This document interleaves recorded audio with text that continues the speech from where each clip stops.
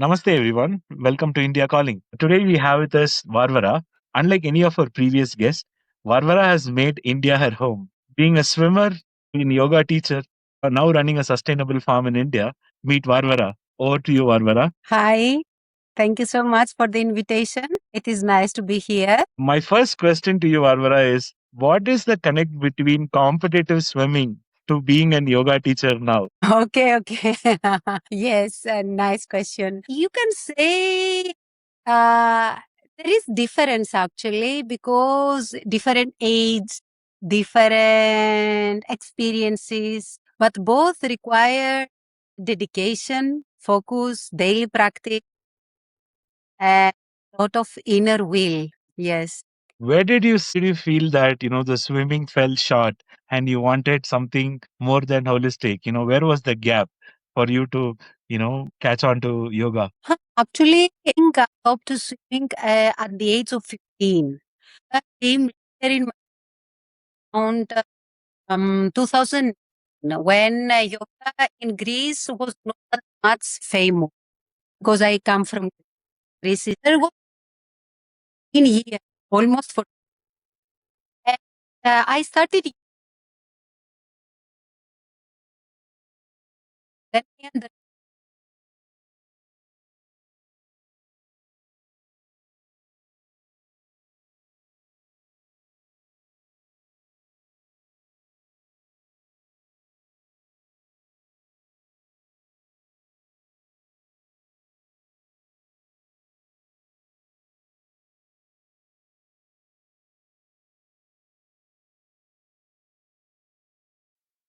in Ashtanga yoga.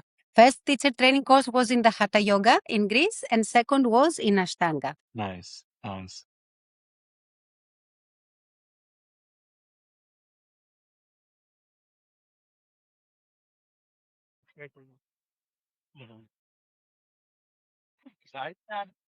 What made you decide between training in Greece versus going to India specifically and training for yoga?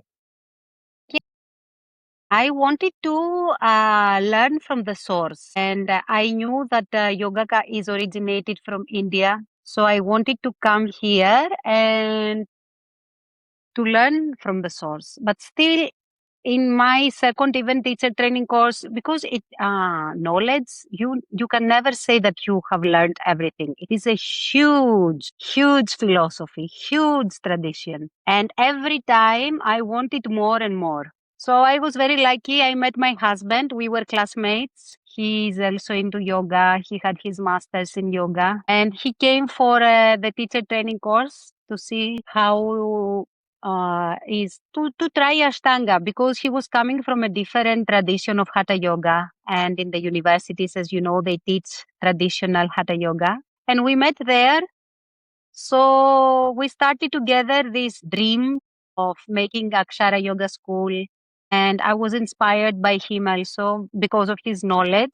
And then I was indulging more and more. I was very interested in the yoga philosophy, very much interested. And I went to the universities here, workshops. I am trained in all the yoga styles, excluding Kundalini. Nice. Yes, and I'm Very still a nice. student, keep learning, searching. Take us back to the first time in 2015 when Mm-hmm, you landed in Mysore for mm-hmm, your mm-hmm, yoga teacher training. mm-hmm. What did it feel like for a girl coming all the way from Greece Mm. and touching Mother India? Yes, I was very excited. I was very excited, and I didn't have any idea in my mind it will be like this, it will be like that. I was very happy. I knew that I'm coming, and it was my first travel alone and my first travel in Asia. I used to travel in the Europe, but in Asia, it was my first time.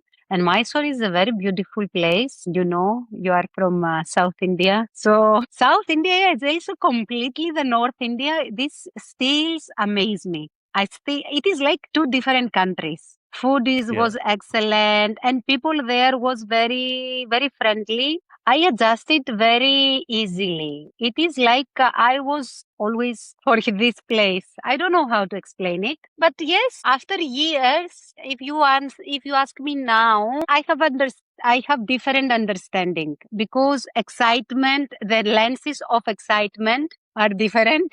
The lenses of awareness and reality, let's say, or living in India for 10 years, have to face the bureaucracy, the daily life. And as you know, I am from a village in Uttar Pradesh in rural India. We are very far from civilization. So some things that for you are for you take for granted, like electricity. Here we are waiting. So there are two different. That time I was very excited, very happy.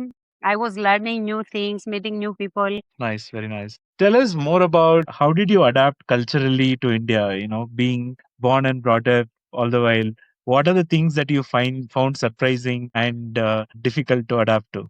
In the beginning, I feel that because we live in a joint family, and for those who don't know what is a joint family, I live with my husband, my parents in law, his elder brother, his wife, and their two children. So we are almost 10 people inside the house. Thankfully, we have a big house. And I was lucky, I can say, because my mother in law and my father in law, they both helped me in adjusting. And the concept of the family in India and the bond is strong. And it is same in Greece still. So I was brought up in a family, and we used to be all together during festivals, holidays, summer vacations. And I was feeling the same feeling here. One of the biggest barrier here was the language because here in Pilibhit no one speaks English, no one. So the biggest barrier was the language. Other than this, sometimes monsoons weather was very tough, and it is still tough during July. There was no AC. So yes. But slowly, slowly, now we are used to it. No, this is how we adapt the yoga knowledge in the life, in the daily life, which is very important. Learn to adjust and to balance the opposites, heat and cold, like this. You have also dealt with a lot of European travelers wanting to come to India and explore India spiritually. What is one common advice that you would give for people from Europe wanting to explore Indian spirituality? So don't come with expectations. Always I say this, don't come with expectations and let the country and the experience itself to speak to you, because this is important. Some people they come with expectations, other people they come without even knowing where they go. Yeah. And this is very difficult for some people. They don't understand that it is a completely different culture in many things. And there are some similarities, but still there are things that might shock the Westerners. So they should come without expectation and with open heart and with open mind to understand without criticism and without comparison. And one other thing that it is I feel it is blocking the process of the experience is that they compare the two worlds and they try to justify or to make conclusions, which is in 10 days or in 2 weeks. It is a good time, 2 weeks retreat. It is a good time to have a sense, a feeling, but don't make conclusions. You need years, years, and even scholars, they cannot make any conclusion. So this, come without Talking about expectations and don't compare. comparing and conclusions, a lot of European travelers Mhm. also come with the thought of finding a guru, and they are Huh. so caught up on finding a guru, and they keep looking for, and they get caught in traps as well. Could you share some thoughts around this? Yes, actually, I believe that this is very this is very subjective. No, everyone needs different things. Here in India, you can find genuine gurus and people who can really teach you and shed light to your path, because this is what the guru, no, the guru sheds light through his knowledge. And there are many reliable gurus, there is no doubt. But at the same time, there is a lot of fraud also. So, first is to have not to trust everyone immediately. That like everyone can say I'm a guru, a guru. The guru will not come and tell you immediately I am the guru like this. So always we have to be very careful for our choices. There should be discrimination. And this is the interesting thing And in India. You can find both. This is very interesting. You can find both. You can find the really enlightened person, but at the same time, you can find the fraud. But from the fraud also itself, which is an experience, you can have your own enlightenment, no? Your own realizations. I don't know if you understand what I mean. So it yeah, depends. yeah, I think a lot of people come to a conclusion after the bad experience that, it is their karma that they have led them into the trap. Ah, yes, yes. Like this is a lesson that we should learn. Every person who comes in our life, it doesn't come by chance. The people that whom we choose, also we don't choose them randomly. If we take the lesson, most probably we will not come into the trap.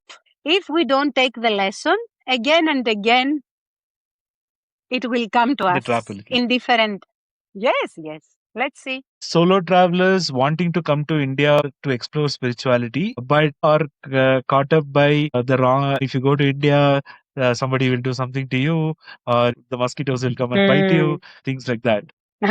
Yes, so this is very nice question actually, and I will stay only in the first part of your question because it is very valid that women as solo travelers coming to India, because spirituality is a very broad thing, and I think we covered either you are female or male, spirituality trap is same for both. So let us leave this spirituality thing aside and let us talk about solo traveler, women or female solo travelers. I travel through India and I travel alone many times. This does not mean that we should travel without awareness. We should be careful always and everywhere. It is not only about India. If you travel in Athens, in a very particular places, there are also very dangerous places in many capital in the West also. So always travel with awareness and trust people whom you have a certain background, you have certain information about them. You said Akshara isn't built around mantra chanting or kirtan alone, more than the ritualistic aspect. What is the focus of Akshara Yoga School? Yes, we have an academic approach of the yoga, and we explain all the four parts of yoga. There is traditional hatha yoga, and in Okay. the traditional hatha yoga, according to the hatha yoga pradipika, Girada Samhita, it is not part and parcel of kirtan. Yet, if we find the chance, we always do. We start our courses with the havan so that the students have this approach, and we introduce Om. And then we give all the tools to the students that there is this option, and then they can follow their own path. It is not that we exclude something. We have a more academic approach. This is. Philosophy is there, Raja Yoga is there very well explained, Hatha Yoga is very well explained. Karma Yoga, people they do Karma Yoga every day. And Bhakti Yoga, there is guidance and they can follow their own path. I also know that you've been training in aerial, orthopedic, and prenatal. I have been trained, yes, Could your experiences around these? around aerial. Yeah, aerial, orthopedic, and prenatal. If you can give a quick overview of what is the benefit of each of these, that'd be nice. Yes, so aerial is a different approach. You feel like flying. It is okay. It is a nice feeling. It trains the body very much. And prenatal yoga is an approach for, if you have students during these months of pregnancy, we should be well trained how to include the students in a class or how to give private sessions to guide a person through this journey of pregnancy. And very important for women to practice yoga through pregnancy. And yoga in orthopedics, actually, it has helped me a lot because many people come with injuries and we can guide them after the doctor's advices, after the physiotherapists, then yoga instructor comes.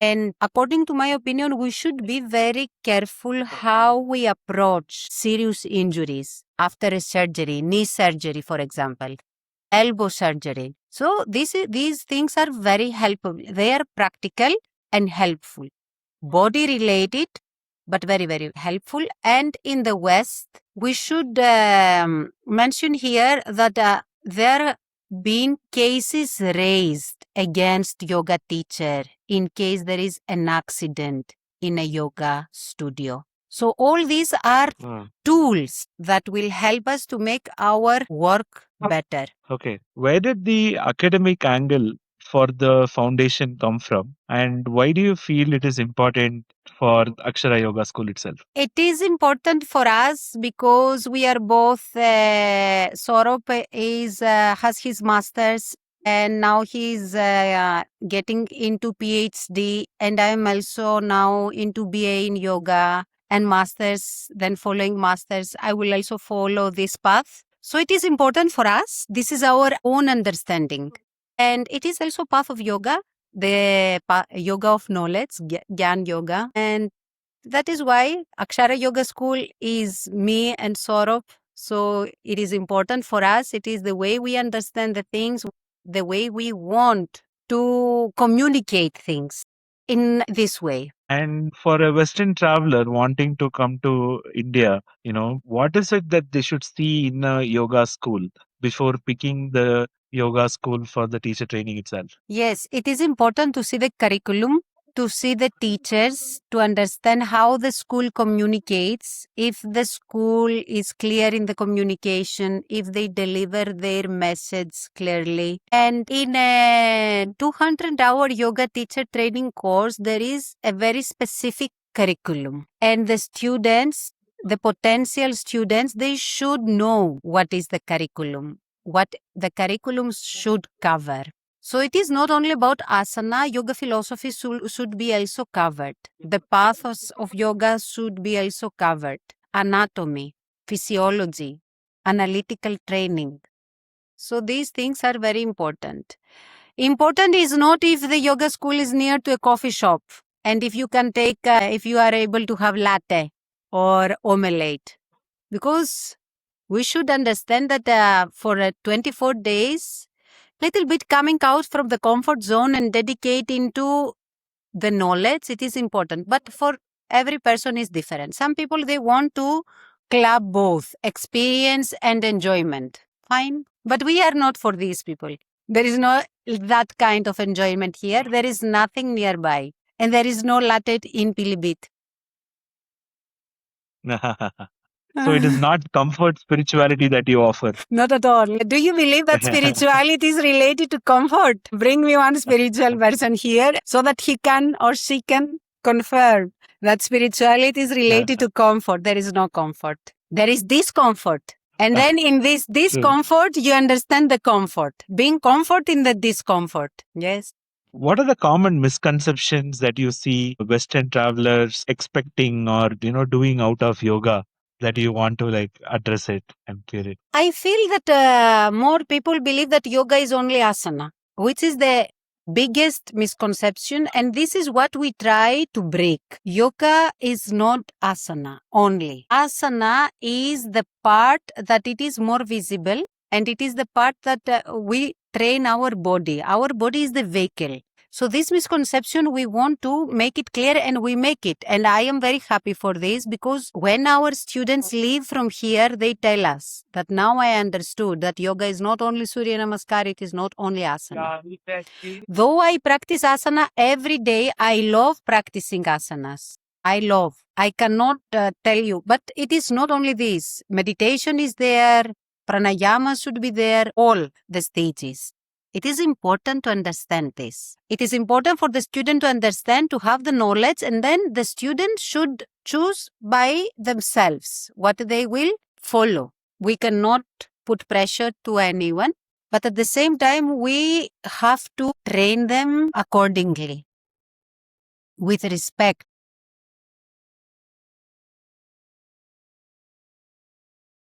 Has a student ever arrived disappointed to you that they weren't spiritual enough and changed their mind later about that word? Sorry, come again? Has there been a student for you, who said they weren't spiritual enough and left with their mind changed after that? That they became more spiritual. Yeah. I feel that if I say almost 95%, they, yes. I don't want to say, because, yes, 95%. Yes. I am Yeah. happy because those students who have come here for teacher training course, most of them, like, of course, there might be one case that they didn't feel, they thought that they were more spiritual, but this is because spirituality is something very objective. And if we want to talk really about spirituality, we have to define what spirituality is. Our goal is not to make the students spiritual in the sense of how they understand the spirituality. Our goal is to make our students aware. This is more helpful in their daily life, and being aware, definitely they will lead themselves towards the path they need. So the correct answer is yes, they have gone more aware with their body. I don't know if they have become more spiritual, but definitely they are more aware. They have this connection with their body and their mind and the yoga itself, which for us it is a success to understand what yoga actually is in the beginning level, because I don't know if we will ever learn 100%. We have to be honest, no? What misconceptions that you had in the rural Indian life or society that surprised you the most when you actually understood the reason or the logic behind it? Didn't have any misconception about the rural India. I had a misconception about yoga. I thought yoga was a religion. And this misconception was 100% solved. Here in rural India, actually, because where we live, it is very clean, it is very quiet, it is not, how to say, it is like a paradise. Nice. It is not the average of Indian places. When you will come, you will have your own experience and you will see. So here people are very, they're very innocent. We live near to villages. Like the nearest village is around 5 kilometers. So there is, we are far from the civilization. Here we interact more with animals, snakes, leopards, monkeys, dogs, cats, things like this. I understood many things about nature. Mustard oil, rice, mangoes. I can see all the seasons, experience the seasons. Rural life is very much different from city life. But one challenging thing it was that there was no electricity. When I came here, electricity was coming only for 6 hours per day. And we had only the solar panels.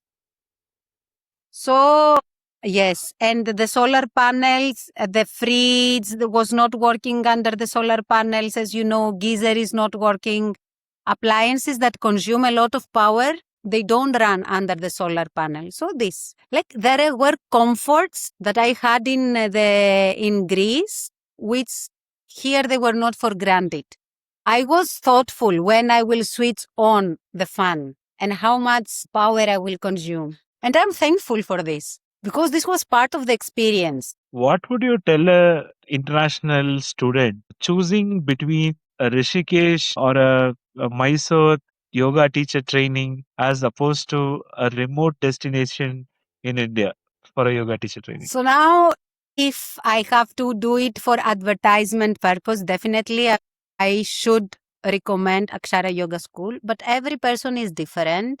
Needs are different. If they need isolation, if they need connection with nature, if they want to eat organic, if they want to connect with this feeling, then definitely they should choose a remote place. If they cannot live isolated, and if they will feel boring, and if they want interaction, socializing, definitely they should not choose a remote area and go anywhere that it is very popular and it has a lot of people, a lot of options for eating food. It is very subjective, no?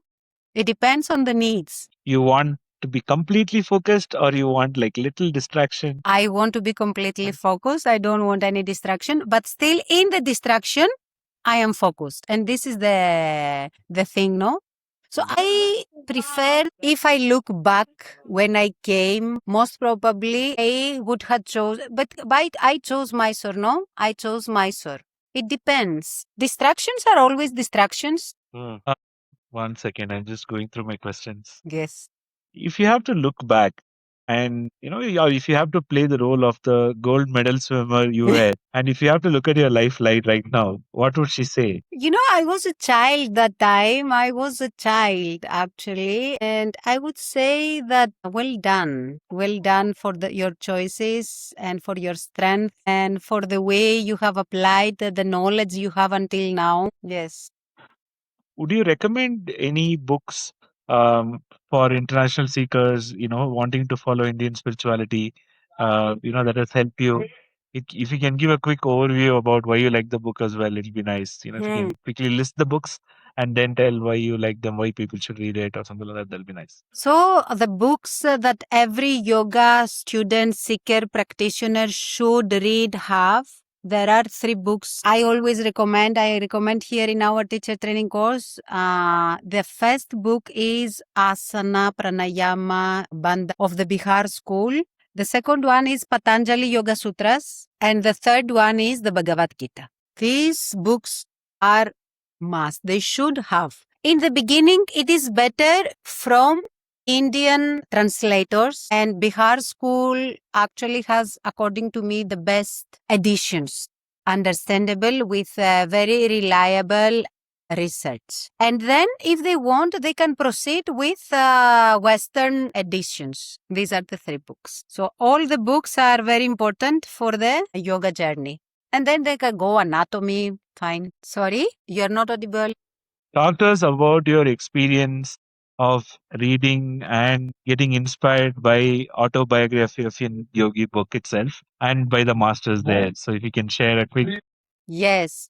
So this book was like, I don't know, it was something very different. Have ever read? I read the book and then I saw the If you can documentary. start with the, sorry to interrupt, if you can start with the book's name, that'll be nice. The Autobiography of a Yogi. Autobiography of a Yogi of Yogananda, no? Swami Yogananda. So yes, this book was an apocalypse. It was like, it was my first relation and introduction of the CDs of yoga, like the superpowers and how a person can evolve during this journey. I read the book and I saw the documentary also. But still, these are higher levels of consciousness that I don't know if many people can reach. The goal should not be that. The goal should be to understand and go step by step.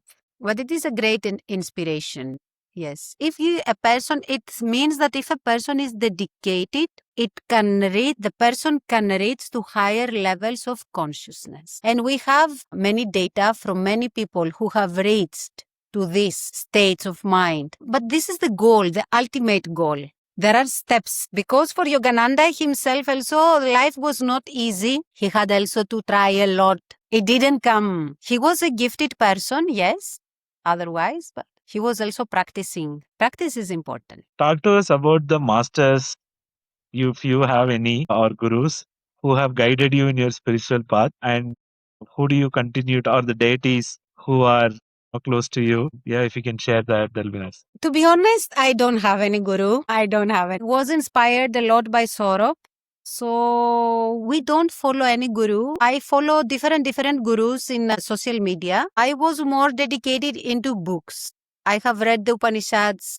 of the 100 most important. And I can say that the books. Yes. I think that was your internet, yeah. Okay. So, Sure. Yeah, I think the previous one would have got recorded. If you did you answer it fully or yes, did you get cut? I could say the books, the ancient texts of Indian philosophy and yoga, they are my gurus. Nice. Now, talking about books itself, people read a lot of books and translating them to living into your being, how does that happen? How did it happen to you? And what would you recommend for people who just read books and then, just move away? Now, if the book is able to talk to a person, like the person will, if the person is ready, the person will get the message. And we don't know in which point of their life they read a book. Maybe after 1 day, 2 days, nothing has happened to them.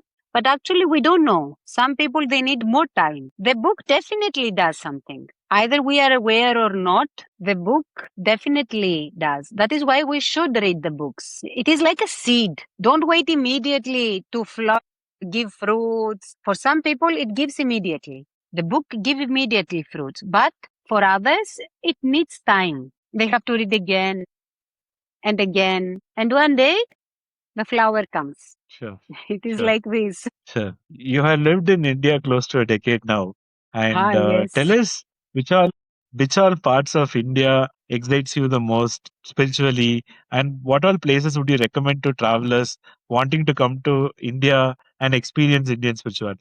Spirituality actually, I think it is inside us. A person can experience spiritual levels anywhere if the person is ready because it needs awareness. For me, one place that it really talked to me inside it was Banaras because it has kept its identity. It doesn't do everything for the tourist satisfaction. So yes, Banaras is such place, and I want to visit. Actually, there are places there in South India that I have not been yet. Where you go, and I would love to visit because there are many places, and I have not visited. Among the places I have visited until now, I would say Banaras, but I have not visited South India. That there are many spiritual places. What advice do you have for travelers coming from Greece to India? Come without expectations. Don't expect everything to be like Greece. It is not possible. Open mind, open heart, and just little bit try to adjust with the reality as it is. This is very important. Adjusting with the reality, and it is not easy. Not only for Greek people, travelers who are very familiar with traveling. It is another group of people and people who have traveled first time in the Asia, it is another group of people. Got it. Got it. Beautiful. But expectations are important. Not don't have expectations. This is everywhere. It is like Nibu Panino, like drinking lemon with water. It matches with everything. Sure. Sure. Sure. Yeah, superb. If you can give a quick intro about yourself, this is what I do, sort of thing, Yes. then we can use it later. Definitely. So I am Varvara. I am from Greece. I live here in rural India since 10 years. I am the co-founder of Akshara Yoga School. It is a modern ashram here in rural India. It is situated in Uttar Pradesh, a state in the North India. We are very near to the Nepal borders. I started yoga as a practitioner and I am still a practitioner. I started 2009 in Greece. Then, after 4 years of practice, I did my first teacher training course in Greece. Then, I followed up with the second teacher training course in India, where I met my husband, Saurav. Together, we created Akshara Yoga School. It is situated on a sustainable farm around 70 acres, and we are near to the nature, rural India, different lifestyle. I try to teach yoga in a clear way, practical, for those people who want to apply the yoga knowledge in their daily life. So I bridge also the gap of Western mentality and Indian philosophy, some concepts of the philosophy. They are not easy to understand immediately by a Western mind. So that gap I try to bridge. Sometimes I do it and I succeed. I feel it some other times. I don't. It is two ways, The person who is also receiving the message should be open and the soil should be fertile. So that this is exchange of knowledge, of information. Superb. Yes. Lovely, lovely. Thank you so much for joining the call today. It was a Thank pleasure you talking to you and too. knowing you more. Thank Yeah. you too. Thank you too. Pleasure is with me Uh, also.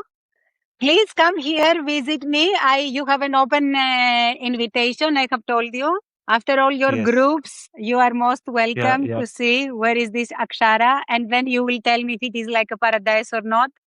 No, I am already too keen on, coming and staying with you all for a few days, and experiencing the space with you guys. So that's definitely on my bucket list for sure. Thank you But so much. meanwhile, wishing you and Saurabh all the very best in everything you do. And I will also figure out ways to collaborate more with Akshara Yoga School for the upcoming season to list your retreats, on our website and so on as well. Yes, sure. Thank you. We will be waiting Thank you for so you. much. Take it. Okay. Yeah, Thank you. sure. Namaste.